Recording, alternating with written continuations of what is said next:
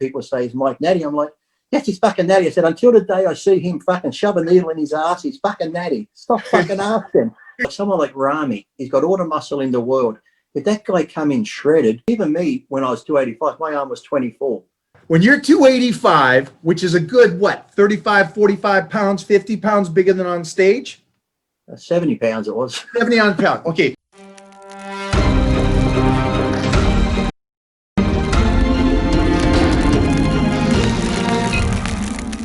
I love that because I train some people, and it's great that you and I have lived this, so we can tell them over and over again, listen, does it help? Sure, if that's the way you want to go, you can go that way. But there's a whole world over here that you guys are saying, no, it's not possible. Mm-hmm. You and I hate the fact, because we know a lot of guys that it is. And it's like, no, you can do this whole transformation over here. You don't need to go over there. Yeah. And don't rush it. Just, it does take time. I get it. Mm-hmm. It's a pain in the ass. Maybe this isn't for you because of the amount of time it takes. But it's people don't understand the world. People don't understand too. It's like an illusion. You can take a guy who might have been 150 pounds, 60 pounds of just softy and that. You get him trained and eating right, and he starts toning up and getting ripped. Now he can still be the same body weight, but now he's got the muscle and ripped. People are like, oh fuck, he's on drugs. Look at him. Look how he changed. No, he didn't. He just changed his body because he looks better. Now I've seen so many guys get accused of being on drugs, and all they've done is gone from 200 pounds down to 160. But you know what it's like. It's an illusion. At 160, once you're ripped and shredded, you look bigger than. Well, let me ask you this. I was 285. When I was 285. You're going to say it right now. I know you are. When you're 285, which is a good, what, 35, 45 pounds, 50 pounds bigger than on stage? 70 pounds it was. 70 on pound. Okay. So I love this fact because of the fact that you at 285 and monsters, they're like, huh, yeah, you're not looking good. You're not that. And then you rip to the bone with your tricep popping out and everything. The striations, Tom Plaz next to you. Holy shit, you got bigger. How'd that happen? All the time. I get bigger. I'm 50 pounds smaller. But that's what happened because I started dieting at 285. By the time I got to 240, people are like, fuck Lee, you put some size on. I'm like, I just lost 45 pounds. When I won to San Francisco in Did I not tell you this? I'm telling these kids, all my guys over here that work here, they're all youngsters, but it's the same thing that when they're putting up videos, I finally went off season. I get up to 310. And then they're like, oh, you look like you put on some muscle when they see a picture of me at 250 ripped to the bone. I'm like, that's a 60-pound lighter guy that, you know. Well, the funny thing was when I won that San Francisco, you know, I think I was first, Chris Cormier was second, Dexter third. And when the show was over, everyone come up, Lee, what did you weigh on stage? You looked incredible. I said, what do you think I weighed? The consensus was 235 pounds to 240. I said, I weighed 199 pounds on stage. You're like, fuck off. No way. I said, that's what I weighed on stage, 199 pounds. Is that the smallest? Was that the smallest for that period of time? Yeah, that was the lowest I went down. And I always rubbed it into Chris. I said, Chris, what did you weigh at the San Francisco? He was like 260. I said, oh, you got beat by a guy in the 200. Sucks for you. He'd be like, fuck off. I love it. I love it. That's what I don't understand. People don't understand. You only have to go to a bodybuilding show, and I'm sure you've been to them too. How many shows you've been to where it'll be the bantam weight or the lightweight comes out, and you're like, fuck, that guy looks incredible up there. Wow. And then he'll be dressed and walk past you in the audience, and you go, what the fuck? Is that the same guy? It's such an illusion on stage. That's why I don't get why bodybuilders today, like Kai got bigger. Remember when Flex was 218? He looked incredible. Oh. Flex played the size game going to 240. Yeah, he still looked great and full, but he didn't have that. He looked bigger when he was lighter.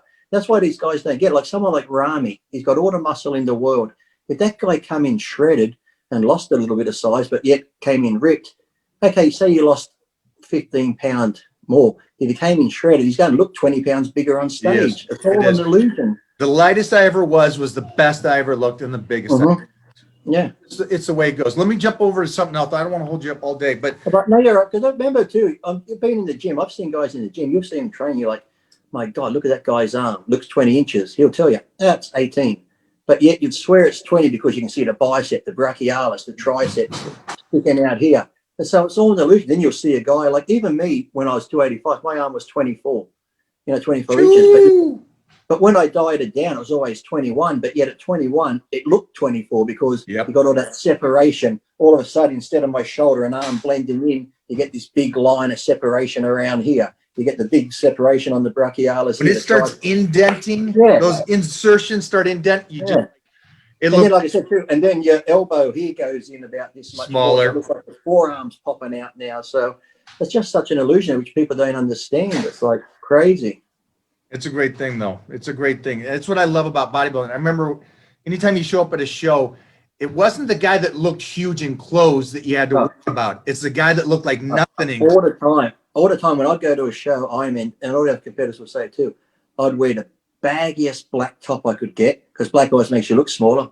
Black pants, like baggy pants, and I'd stand in a corner and I'd go in the bathroom in the toilets when no one sees me. I put my oil on, a little bit of that hot stuff. And then I'd cover up again, come back in, and I'd just start pumping up in the corner.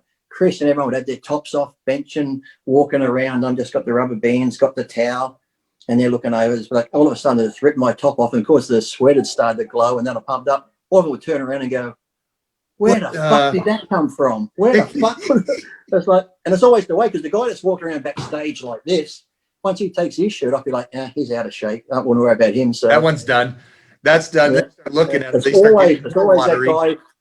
When one of the biggest shocks I got was when I was young. Serge Bray come to Australia. You know, Serge Bray, great physique, beautiful. He was in the crowd and he had this one-piece jumpsuit on, and I'm like, hey, okay, he's got the nice shoulders, he's got the tiny waist, he looks good in the jumpsuit. I'm like, yeah, but he's not big like I'm pumping iron. And then I'm like, yeah, okay.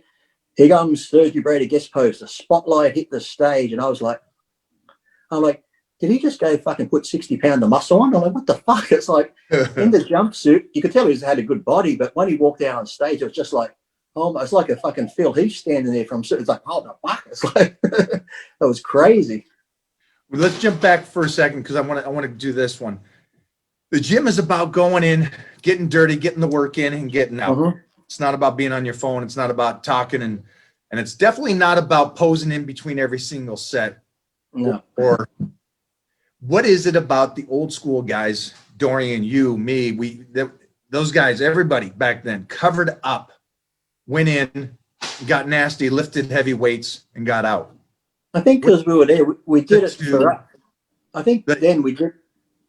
I find it like me, you, and everyone else. I didn't do it for ego. I didn't do it to be known for my body. I didn't do it for any other reason. I did it for me because I loved the feel of it.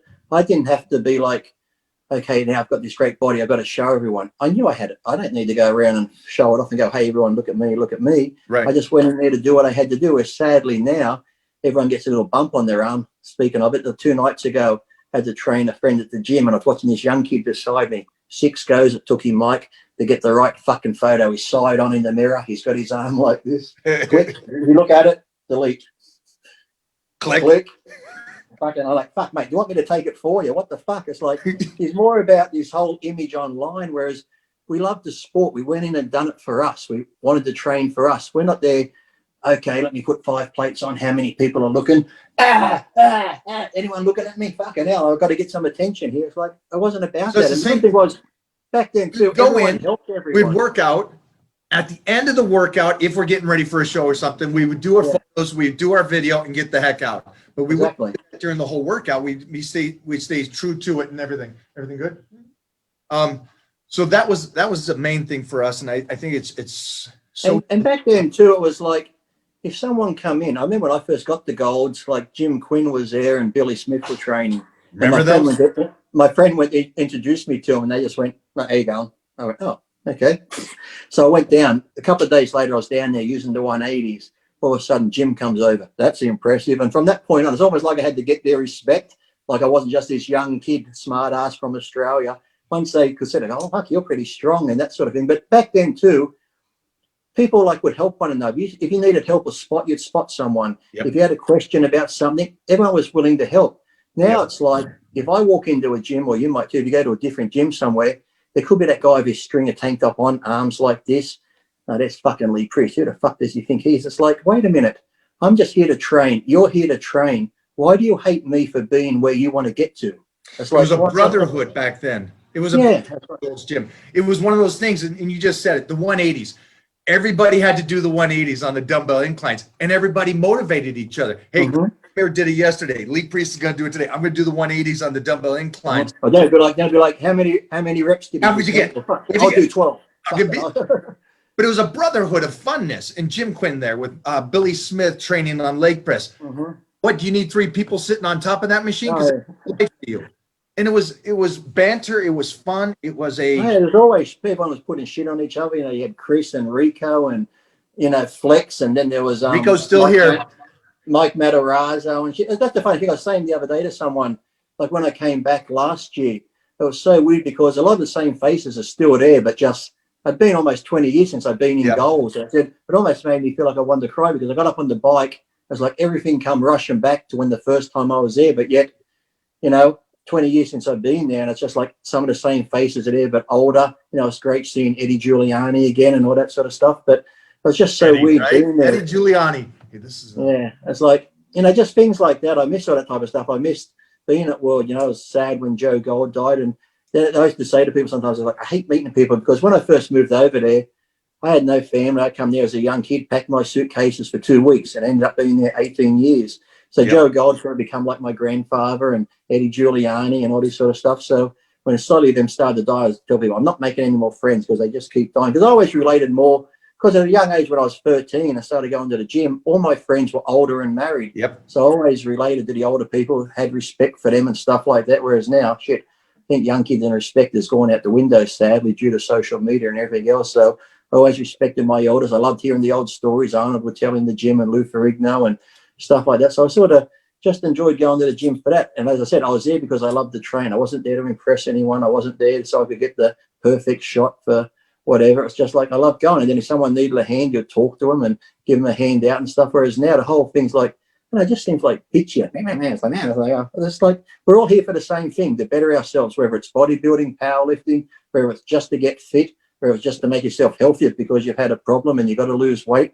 We're all there for the same thing. So why we got to be at each other's throat and bitchy? Like that's why I get, you know, I'm sure it probably annoys me more than it does you when people say he's Mike Natty. I'm like, yes, he's fucking Natty. I said, until the day I see him fucking shove a needle in his ass, he's fucking Natty. Stop fucking asking. It's like, I've never seen him take nothing, so why fucking, what? And I said, why do you care? I said, spend that time and energy on your fucking body. Don't worry about what anyone else is taking. Just, you know, please yourself, go to the gym and fucking train.